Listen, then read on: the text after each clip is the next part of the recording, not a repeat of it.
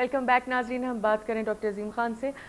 Doctor साहब, आप break से पहले बात कर रहे थे अगर किसी को अपनी थोड़ी बढ़ानी हो, उसका एक और तरीका ये भी है कि आप माइक्रो लाइपोसक्शन करवा लें इस एरिया में टू जी जी। रिमूव वो द। ऐसा है कि काफ़ी दफ़ा जो ठोड़ी है आपकी नॉर्मल होती है, लेकिन लगती थोड़ी सी छोटी है, चूँकि आपके थोड़े से फैट डिपॉजिट्स आपकी ठोड़ी के नीचे आ जाते हैं। बिल्कुल। तो अगर आप वो फैट डिपॉजिट को निकलवा दें और उसको माइक्रो लाइपोसक्शन से हम निकाल दें, तो वो ठोड़ी जो आपकी थोड़ी सी प्रोमिनेंट लगती है। अच्छा, इसका मैं एग्जांपल दिखा दूं?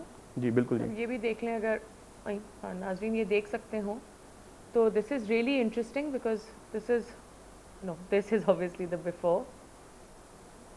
ये देखें ज़रा व्हाट इसका बताएंगे डॉक्टर साहब। तो यही हुआ है, ये जो आपने इसमें जी इस पेशेंट में डबल थोड़ा सा चिन हमने का। ज़्यादा किया, क्योंकि इनके जो है थोड़ा सा फैट डिपॉजिट भी था और लूज स्किन भी थी, यानी एजिंग की वजह से, जिसको टर्की नेक बोल सकते हैं कि बिल्कुल, बहुत सारी लूज बिल्कुल। स्किन। तो उसको हम फेस लिफ्ट के ज़रिए खींच के और पीछे बांध देते हैं किसी को। तो वो बड़ा सिंपल सा प्रोसीजर है।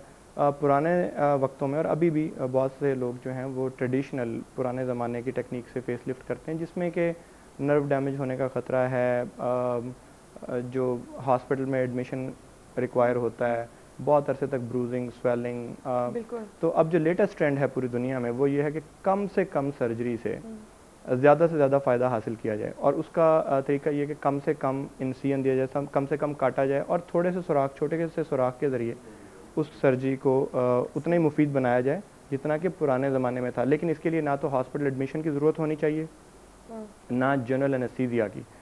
तो हम जनरल एनेस्थीसिया में अब बहुत कम और ऑलमोस्ट नेग्लिजेंट है, ये बहुत ना होने के बराबर सर्जरियाँ करते हैं। आपको एक तो लोकल एनेस्थीसिया दे देते हैं, लोकली उसको सुन कर देते हैं उस जगह को, ताकि आपको पता ना चले, और उसके बाद कोई ऐसी चीज़ दे देते हैं दवाई जिससे आप थोड़ी देर के लिए सो जाएं, लेकिन आप बेहोश ना हों।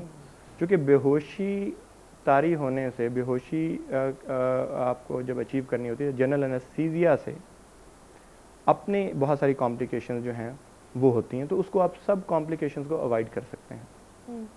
ओके। अच्छा, ये मुझे भी आपसे पूछना था डॉक्टर साहब कि ये जो प्रोसेसेस होते हैं, how long are the surgeries?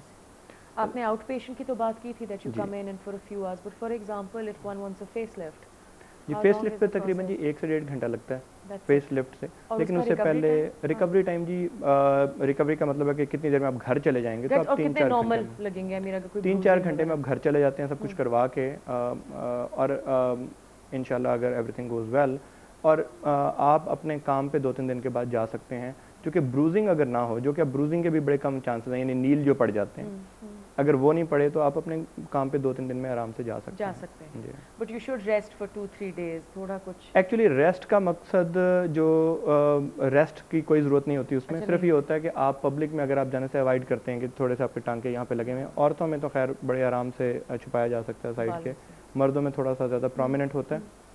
लेकिन ये जो मेरे पेशेंट हैं, ये उनका शायद जुमे को हमने सर्जरी की थी, तो पीर वाले दिन वो He was at अपने work. काम पे जा सकते हैं।